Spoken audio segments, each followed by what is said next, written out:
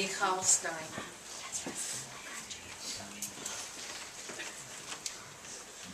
When I think of my Grandma Sandy, the first thing that comes to mind is the warmth and light that I feel when I walk into this house.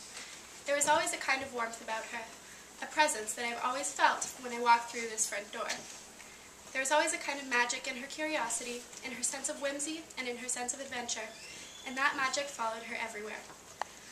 I can trace this to some of my very earliest memories of her, back to when I was 4.5 years old.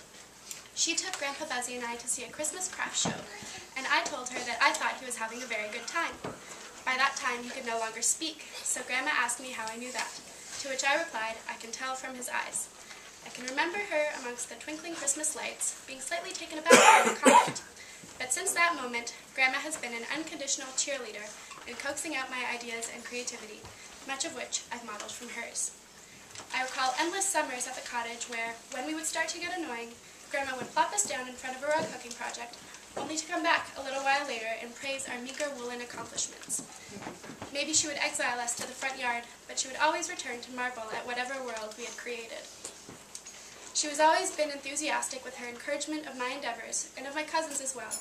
And when we got tired and were ready for a little rest, we had always had the warmth and light of this home that she had cultivated to look forward to each and every Friday night.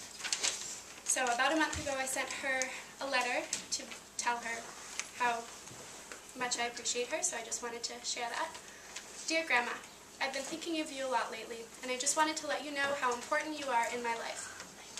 I'm so grateful for memories like skiing with you on Sundays at Devil's Glen, rug hooking, swimming, playing Scrabble, and having tea at the cottage, special dinners out, and Shabbat dinners. Weekly Shabbat dinners are something that I've come to cherish even more now that I'm not really around for them anymore.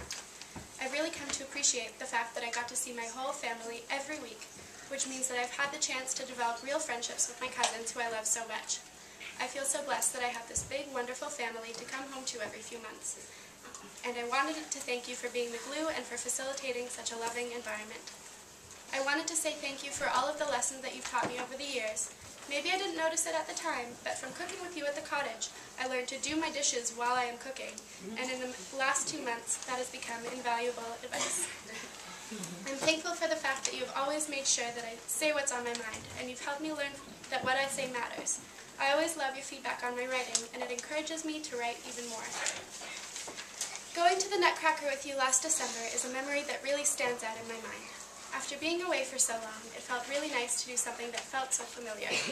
The ballet was just as enchanting as I'd remembered. When we went for tea at the Four Seasons afterwards, you said to me that you worried for me that I didn't have people in my life to model a healthy relationship, but in truth, learning from you has taught me a lot about how to be strong, how to persevere, how to actively listen, how to be assertive, and actively go after what I want, and I've even learned about healthy relationships from watching how you relate to others, and playing in your office at ABBA, of course. You have always been one of my biggest role models. The times that I've spent with you are times that I'll always remember and hold close to my heart. I miss you, Gramsci, I love you lots, and I always will. Love, Michal. P.S. I think about you every time I see lima beans.